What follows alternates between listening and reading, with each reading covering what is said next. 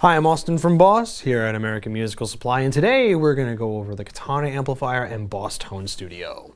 So this is a really cool app that I can use to control the amplifiers, both the settings while I play, as well as swap out the other 55 effects for the 15 effects that are built into my amp. So really cool that I can use this interface. The USB will work both ways, so I can either record from my amplifier to the computer, or I can vice versa control the amplifier from the computer. So we'll first start off with the effects sections. So we have 15 effects built into the amplifier already before we plug in the computer. Now I can swap these out for different ones. So for this example, I was using, the last playing example I did was using some analog delay. Let's say I don't want to use an analog delay. I want to use like let's say a reverse delay. So I don't see reverse delay in my delay section here. So in order to change that out, all I do is just go to this little tab over here, click on the tab, and then click on reverse. So now my delay will be a reverse delay.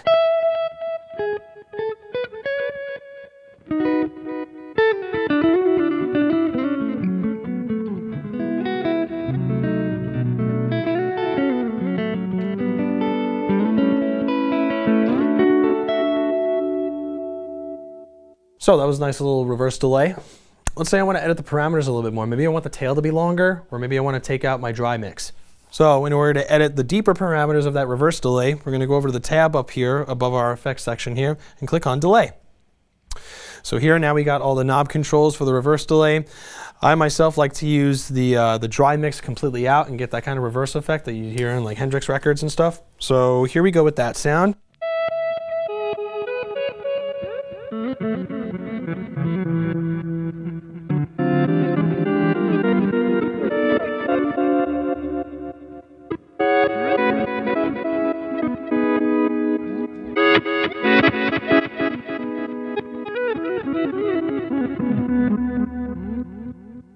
So really cool effect that I can play around with there. And this process, by the way, is applicable to all the effect sections. So let's say I want to use an overdrive at the same time as that reverse delay, and now I want to make some lead tones. So we're going to go to our booster section here. I can either turn on the effect section by itself just by simply turning the knob on the computer program, or using my GAFC foot switch, I can go ahead and just turn it on with the foot switch. So now we got a blues driver.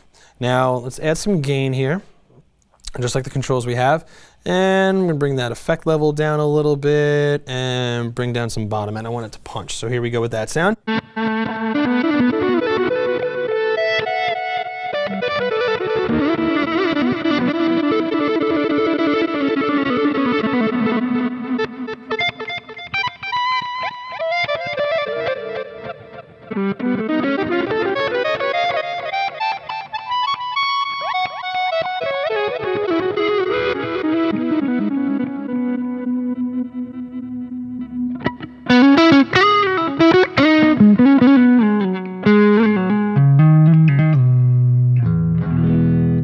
So really cool that I can actually just dial in the blues driver sound however I want. Plus in this menu as well, I also have the same drop menu that I would have in the menu previous.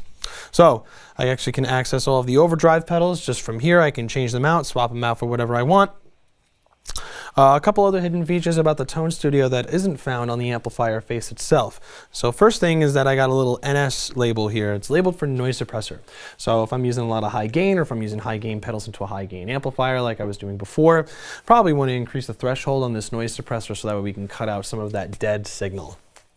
And then next we have the Librarian. The Librarian is really cool because then I can save set lists of 4 channels per set list. And I can have an infinite amount of set lists, and I can share them with my friends and all that other good stuff.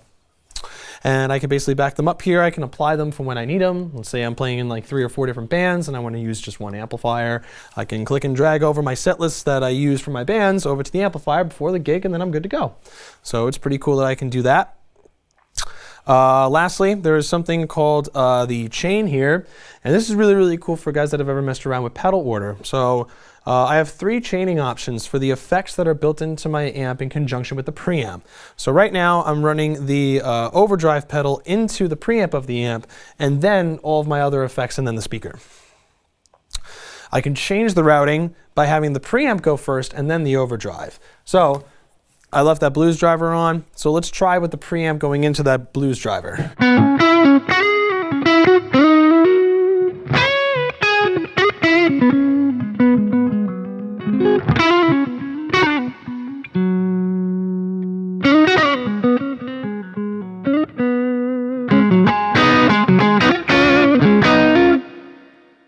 Pretty sweet. Let's try the other way around and see which one you like better.